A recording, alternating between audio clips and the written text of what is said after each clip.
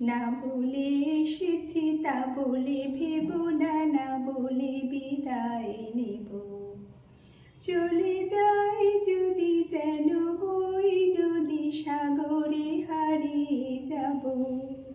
না বলে এসেছি তা বলে ভেব না, না বলে বিদায় নেব। নমস্কার, আমি পূজারিনীর পঞ্চব্যঞ্জনে সবাইকে স্বাগত জানাই।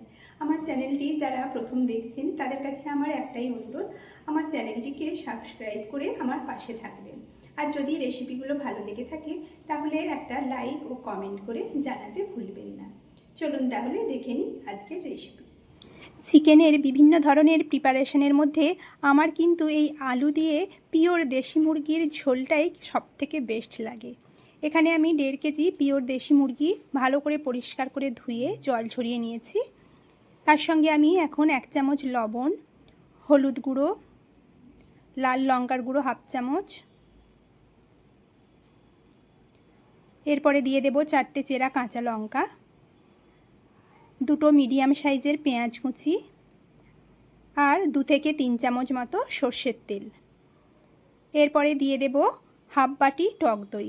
এখানে মোট 50 গ্রাম টক দই আছে, সেটা আমি দিয়ে ভালো করে ম্যারিনেট করে আধ ঘন্টা আমি রেস্টে রেখে দেব। যেহেতু এটা পিওর দেশি মুরগি, এটা কিন্তু সেদ্ধ হতে একদম মাটনের মতোই সময় লাগে।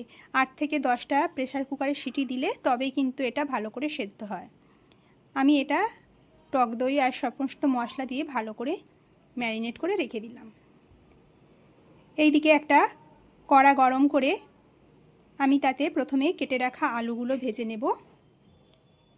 কড়াতে তেল দিয়ে আমি বড় বড় করে কাটা আলুগুলো কড়াতে ভেজে লাল লাল করে ভেজে তুলে নেব। দেখো আলুগুলো ভাজা হয়ে গেছে, আমি কড়া থেকে আলুগুলো তুলে নিচ্ছি। এখন আমি কড়াতে আরও কিছুটা তেল অ্যাড করব। এরপরে ফোড়নে 2টো তেজপাতা আর কয়েকটা গোটা গরম মশলা দিয়ে দিচ্ছি 1/2 চামচ মতো চিনি। এই চিনিটা তেলের মধ্যে পুড়ে গেলে বেশ কালারটা, মাংসের কালারটা কিন্তু খুব সুন্দর আসবে। দেখো চিনিটা গলে যাওয়া পর্যন্ত আমরা একটু অপেক্ষা করব। তারপরে দিয়ে দেব কেটে রাখা 3 থেকে 4টে বড় সাইজের পেঁয়াজ। এখন পেঁয়াজটাকেও খুব ভালো করে ভেজে নেব। পেঁয়াজটা মোটামুটি ব্রাউন কালার চলে আসা পর্যন্ত ভেজে নিতে হবে।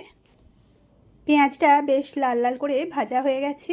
এখন আমি দিয়ে দেব 1 চামচ আদা রসুনের পেস্ট। এখানে আমি 1 চামচ আদা আর 1 চামচ রসুনের পেস্ট নিয়েছি।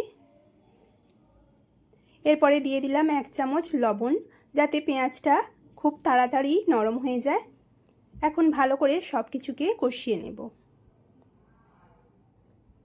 2 থেকে 3 মিনিট সময় নিয়ে মশলাটা কষাতে থাকবো।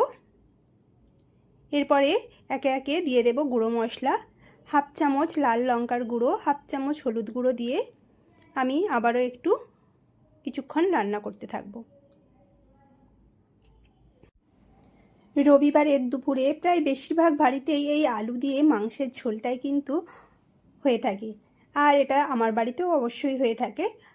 সন্ধেবেলা নানা রকম চিকেনের রেসিপি ভালো লাগে, কিন্তু দুপুরবেলা এই আলু দিয়ে চিকেনের ঝোলটাই যেন বেশি ভালো লাগে গরম গরম ভাতের সঙ্গে।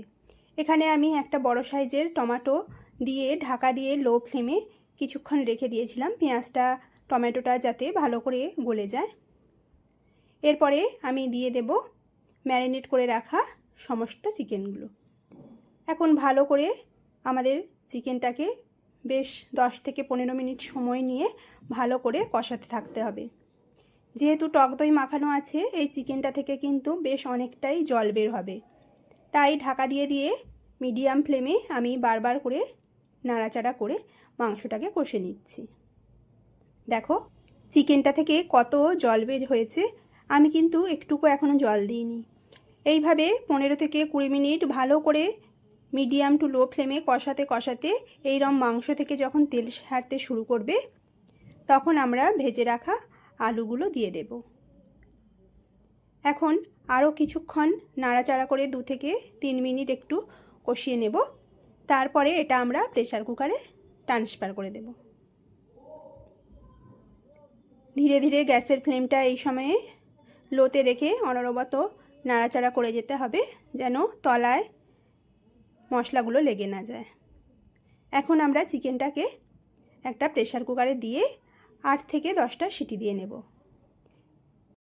তবে এই চিকেনের ঝোলের মধ্যে কিন্তু আলুটা দু রকমের পাওয়া যায়, একটা চন্দ্রমুখী আর একটা জ্যোতি আলু। এখানে কিন্তু এই জ্যোতি আলুটাই দিতে হবে, কারণ ওই চন্দ্রমুখী আলুটা দিলে আলুগুলো কিন্তু একদম গলে যাবে 7টা 8টা সিটি দেওয়ার পরে। এখন ঢাকা দিয়ে আমি 7 থেকে 8টা সিটি দিয়ে নামিয়ে নেব। দেখো আমি একদম সিটিটা, গ্যাসটা বাষ্পটা বেরিয়ে যাওয়ার পরে ঠান্ডা করে নিয়ে কিছুক্ষণ আমি খুলেছি।